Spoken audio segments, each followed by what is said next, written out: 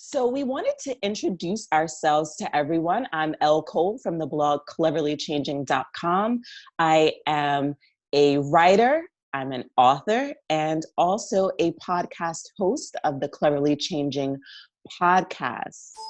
My blog talks about finance, health, and wellness, and also homeschooling and parenting. So we would love for you to join and visit my podcast or my website when you get a chance. And today we really want to have a conversation with Dr. Janice Adams, who this is actually your show and your channel. So tell everybody a little bit about you and how we started this conversation. Oh my goodness. Well, yes, the first miraculous thing is that we're getting to have this conversation in many ways. We talked about the digital divide. We talk about the problems that we're having connecting today. But at the same point, I can't ignore the fact that the idea that we connect this way is still a miracle. So sometimes it works, sometimes it doesn't. In the midst of all that we're going through, this is hardly the issue. So I'm just grateful that we are all here together today, however we're making it together that we are. I'm Janice Adams. I'm an author and historian. I'm a journalist, former NPR correspondent. I've been a talk show host for many years as well. And when we talk about how Elle and I come together, I often say that we are together because of who our children raised us to be. And when I say that, what I mean, she has spoken about her work as a homeschool advocate. She's going to get into more about her work as a spokesperson for families who have loved ones with sickle cell. She has a brand new book that she's going to share with you about her book, and she'll tell you where and how you can ultimately get a copy of it. I don't have my copy yet, but at least I've seen it, so I'm excited about that. And today, as we gather, it's May 25th.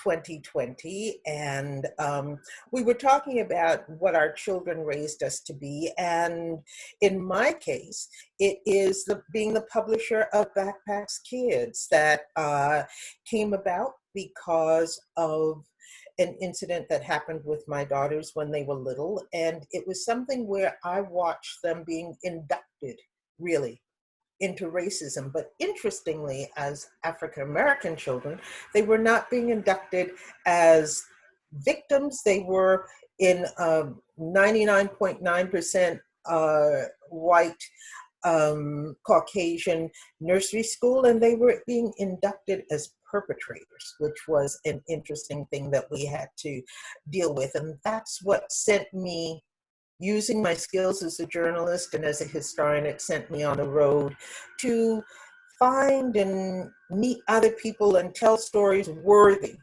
of our children. And so that's part of what brings us together here today. And I've said it's May 25th, 2020, as we are gathering, and today is Memorial Day, which we'll talk about, and it is also Africa Day, Africa World Day. So we've got a lot on our agenda today. Elle? Yes. So for those people who haven't heard of Africa Day, it actually started 54 years ago after the foundation of the African Union. That's really what we call the organization today that celebrates and works to unify the countries in Africa.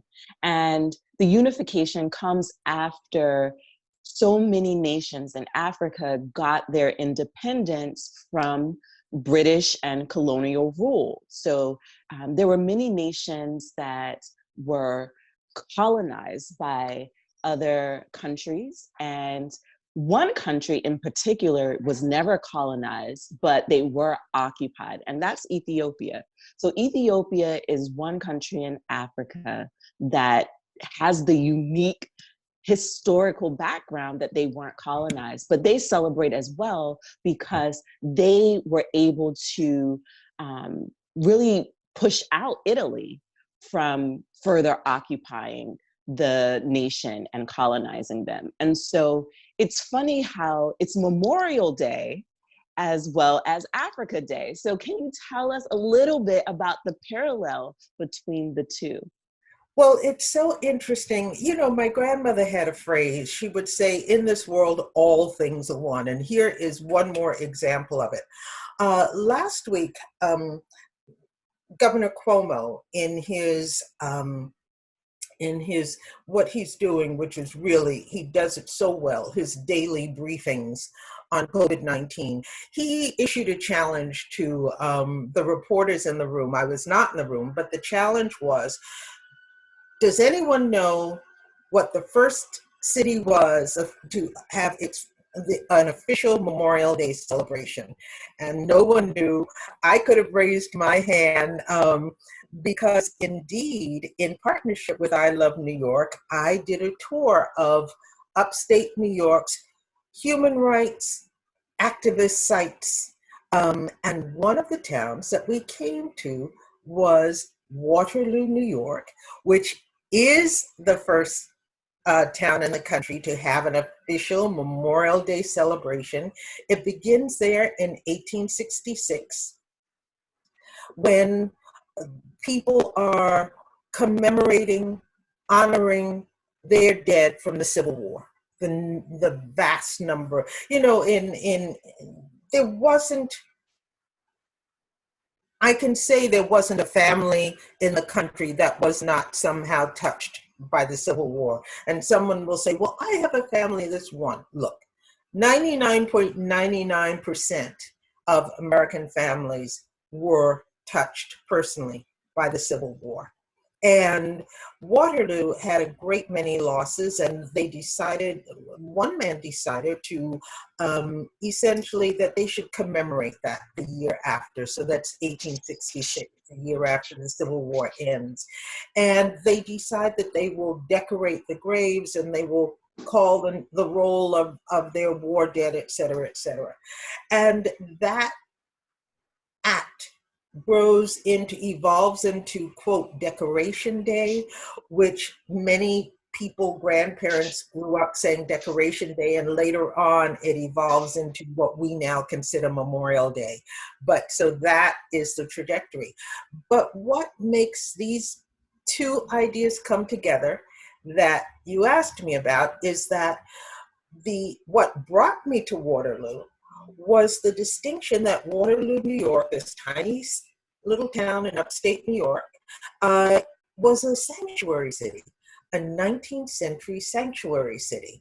The sanctuary movement of that day was giving sanctuary to people escaping enslavement. So here we have the story of the African diaspora in the United States and what our forebears as descendants of the triangular slave trade were enduring at that time, and those fortunate enough to be able to escape and then were seeking haven, one of the cities that offered haven, and that indeed had a number of African American families living there whose homes are still there today, is Waterloo, New York. So it's quite a symmetry almost to talk about it. And so here's a little clip from this week's show. It's originally titled American Sanctuary. You'll see it on the screen. However, it says in commemoration of this weekend, it says Waterloo, New York, birthplace of Memorial Day. On the next Janice Adams Show, we're taking a path through history to Waterloo, New York, birthplace of Memorial Day and a 19th century sanctuary city. If you're going to be a truly patriotic American, you've got to be believing and promoting human rights for everyone. We're a nation that was born of revolution. You've got to be activists in promoting causes. We saw that manifested in Waterloo in terms of patriotic remembrance of the sacrifice of Waterloo residents in the Civil War. And so we have Decoration Day, which becomes Memorial Day, evolving out of that. And I think that's still a lesson for us yet today. So much to see, so much to discover. I love New York. So that was Walter Gable. To underscore the point that he was making in that clip, if you're going to be a truly patriotic American, he says, you've got to be believing and promoting human rights for everyone. This is the dual consciousness of Waterloo, New York as a sanctuary city. He said, we're a nation born of revolution. You've got to be activist in promoting causes. And we saw that manifested in Waterloo in terms of patriotic remembrance of the sacrifice of Waterloo residents in the Civil War. And so we have Decoration Day, which I mentioned, which becomes Memorial Day, evolving out of that. And I think he says that's a lesson for us today. And indeed it is.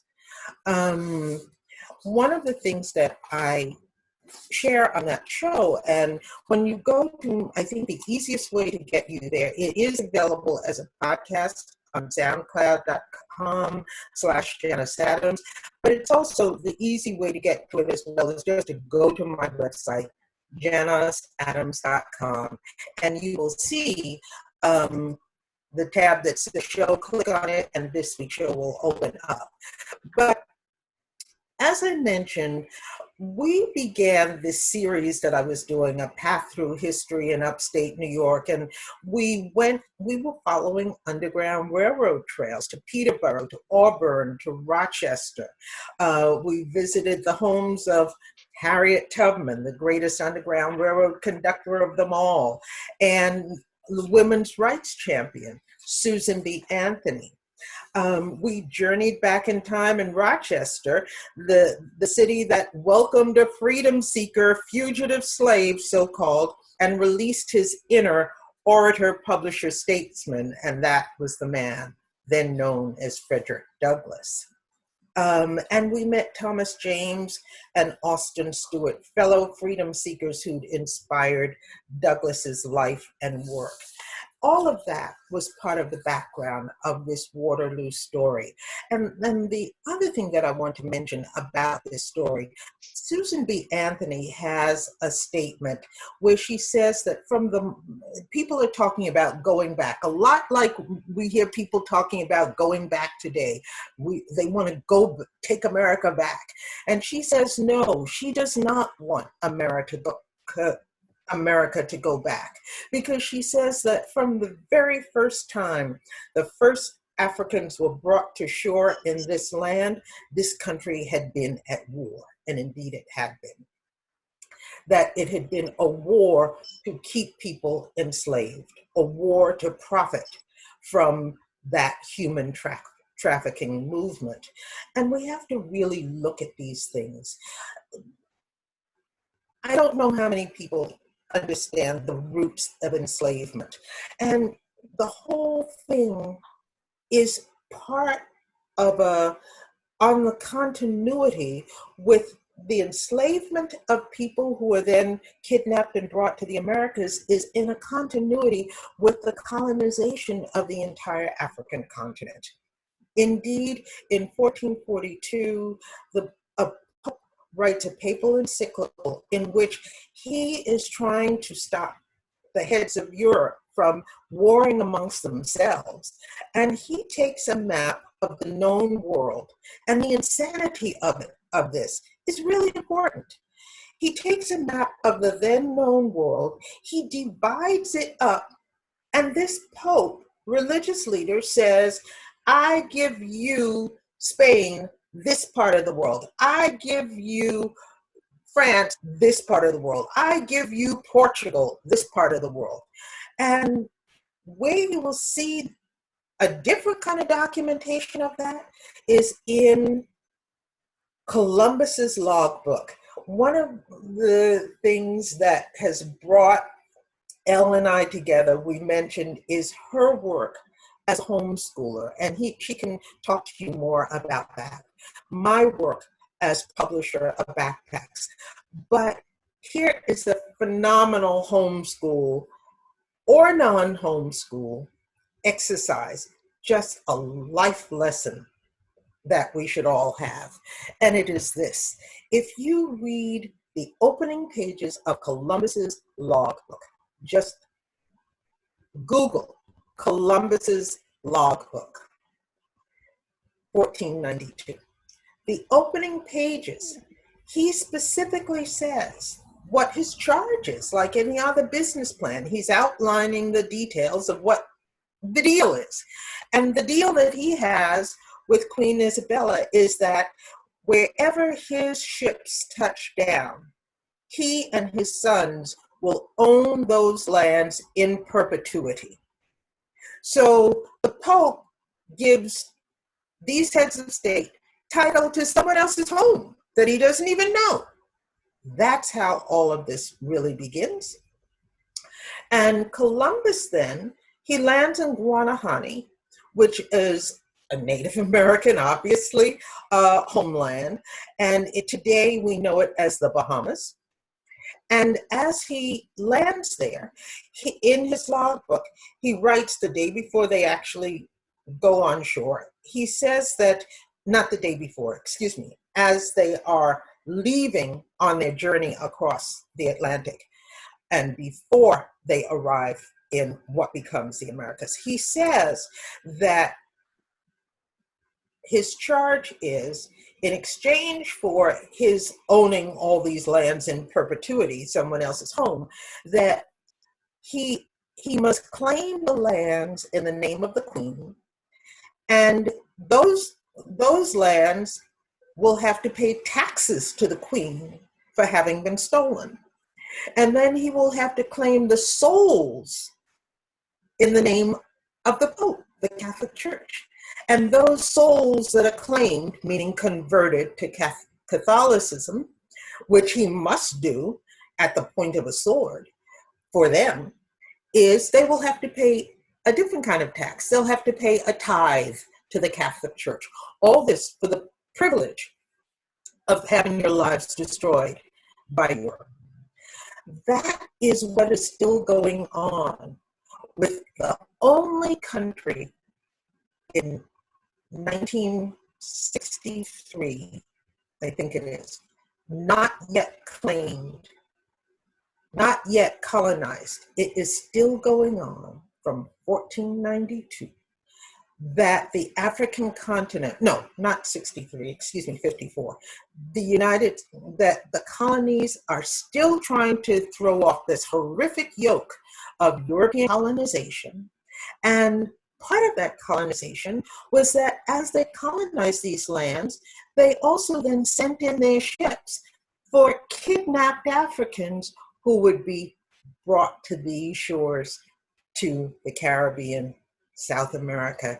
That was also part of the deal. So that is, we can't celebrate that on May 25th.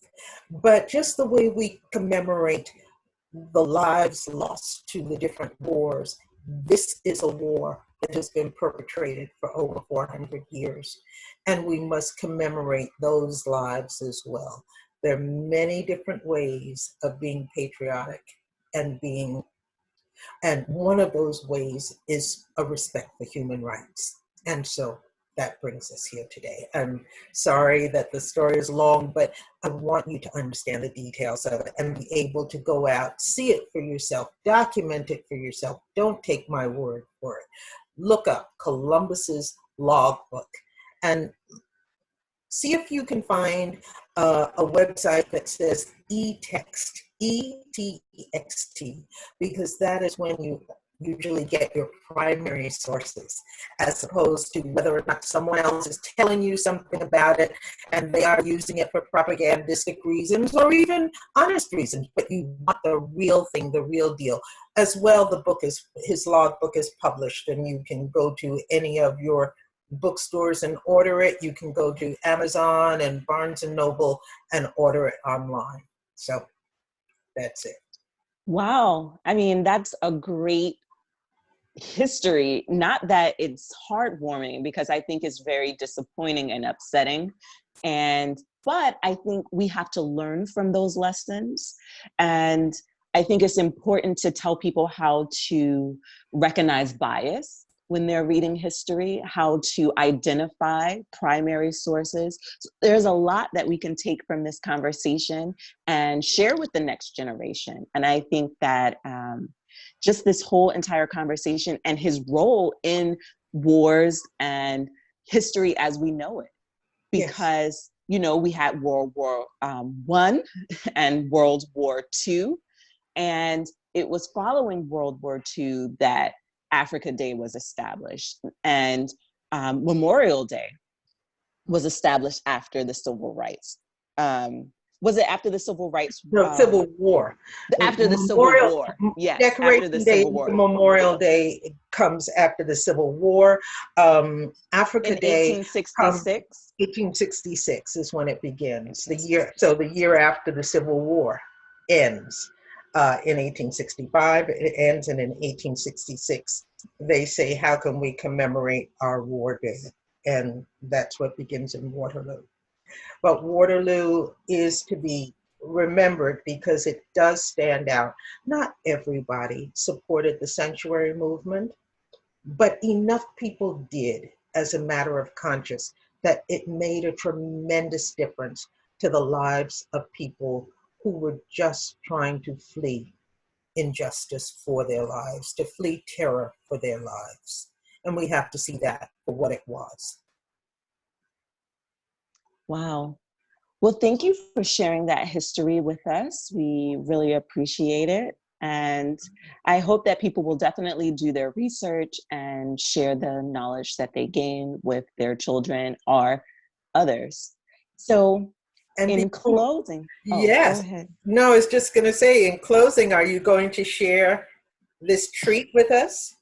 Yes. So I am so thrilled and excited. I have worked on this book for a long time, but I'm going to show it to you all. It is called A Sickle Cell Coloring Book. Back it up a little bit, because then, yes, we can come in a little tighter, but not too tight. Right there. Then we can actually see the title of it. Sickle Cell Coloring Book for Kids. Cole. Yes. So this is my first book. It's actually a coloring book, and it's for children who are growing up with sickle cell anemia. And families can find the book on Amazon.com. Just type in the title or type in my name, and you can pull up the book and you can order it. So it's $12.99 on Amazon, and it will ship directly to your house. And one of the reasons, now, I was privileged to see a couple of previews as it came to life. But one of the things that I think is really important, and you know, I really think that every home should have this book, and I'm going to tell you why. Because first of all, we never know who among us is carrying the trait. And so when this conversation is going to come up in our family, nobody in my family ever had sickle cell that I knew of. But when my daughter was screened for it, when she was giving birth, she found that someone in her history had the trait. And we haven't all been tested to know who it is. And so we don't know about that, but we had no way to just have the most basic conversation. And so even, yes, for children to have this as a coloring book, but what's done so well in this is that it also has a narrative that tells you something that parents can read and share with their children and have conversations with their children about what sickle cell is, what it means, and how it affects their lives. Can you just read one little Sure. I'll be happy to read See, you one saw it passage. first here. Yes, yes. So this is, I don't know if everybody can see that. This is the first page. It's actually a guide from A to Z. So the letter A is for anemia. Doctors take care of patients, people who are ill, who do not make enough blood, called anemia. Sickle cell disease occurs when a person's body has a lower number of red blood cells that are supposed to carry oxygen throughout their entire body. Anemia can make you feel tired, like you don't want to move. When you feel sleepy, take a nap. So that is the first page of the book, and it's the letter A. So families can go from A to Z and learn all about how a person with sickle cell grows up and learns how to take care of themselves if they're living with sickle cell disease. And the reason why I said that I thought, not just being kind, even though I don't mind being kind, but that wasn't really the only reason. Everybody who knows me knows that from the time my twin daughters, oh, that was something we didn't mention. We're both mothers of twins. That's another thing that brings us together. But from the time my daughters were little, there was a section of my office where they had their little office. They had a shelf that had their books, it had their crayons, it had everything else. So just similarly, there was a section of the kitchen in our house that was one cabinet that all the little ones knew they could crawl to, and that was their kitchen cabinet. Right, you know, I said, you never know. But I have had experiences where I still have that. My children are grown. My youngest grandchild is now 11, but we still have that shelf in my office that is the kid shelf. We still have that shelf on the bookshelf that has toys for little ones who may come to visit. And, you know, it could be her daughters are visiting one day. There is an episode. We don't know what's happening. I don't have the language to explain it. I don't even really completely understand it. I'm learning about it now through our friendship. But I would have that book to say, okay, this is what happened to so and so. Let me tell you about it. And so, yes, I do think that as a basic primer for us all to have, because we never know, here's Well, that. thank you. Thank you. I appreciate it so much. And we appreciate you for taking the time and energy to create this book. Thank you. And congratulations on your first book. Thank you. I appreciate it so much. And I'm so grateful to be able to celebrate it with you and also your fans and viewers. Yes. Well, we'll put more about it in the comment section with this video, and so that you can tell your friends that Yes. Elle Cole has written this wonderful book. And thank you for joining us today. It's been a pleasure to be with you today, Elle. Any closing remarks that you wanted to make? So I just want people to know that when it comes to holidays and things with your kids, definitely we are used to having joint celebrations, and right now we can't. But as a family, we can still celebrate. So it could be, you know, watching a movie to commemorate the day. It could be, you know, having a special meal, doing a sitting together outside, grilling out. So just because we are home doesn't mean that that means the end of a celebration. As family, as people, we can always find ways to celebrate. Absolutely. And we must find ways to celebrate no matter what. I think going forward, that is the takeaway of COVID-19. You know, we always said, oh, well, every day is important, but somehow it can become really cliche. And now it is not by any means cliche. I know we had a Zoom family dinner, and we all were saying, you know, if we had said, let's have a Zoom family dinner before this, it would have been, oh, please, it's so corny. Everybody was on that call. From California to Massachusetts, New Jersey, New York, we were all on that call on time. We were all so excited about it. So that is the takeaway. celebrate each little thing that comes our way. I thank you for joining us today. And today we are Elle Cole of Cleverly Changing and Janice Adams of janiceadams.com. Thanks. See you Thanks. next Monday. See ya. Bye-bye. Okay.